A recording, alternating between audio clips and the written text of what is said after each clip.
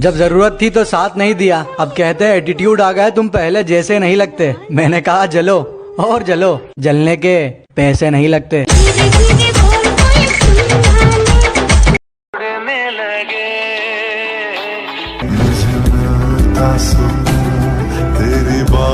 कि अपने सफर में हूँ मजे में हूँ, सामने होता तो क्या कर लेते। अजी अपने सफर में हूँ मजे में हूँ, सामने होता तो क्या कर लेते।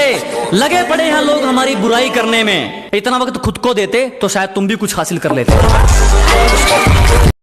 जिंदगी में ऐसा एटीट्यूड बनाओ जो जैसा है उसे उसी की भाषा में समझाओ।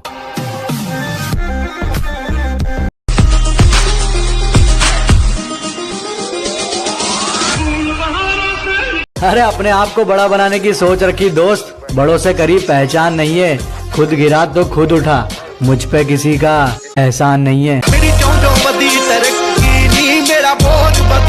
क्या बात है, बड़े चुपचाप से बैठे हो, कोई बात दिल पर लगी है या फिर कहीं दिल लगा बैठे हो? She's not my type. Nah, she's not my type.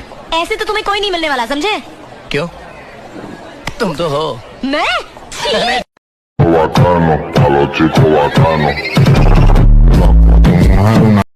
जा, मैं तुझसे ब्रेकअप करती हूँ। चल निकल। तू निकल चल। लड़कियों की लाइन लगा दूंगा। क्यों? गोलगप्पे बेचेगा क्या?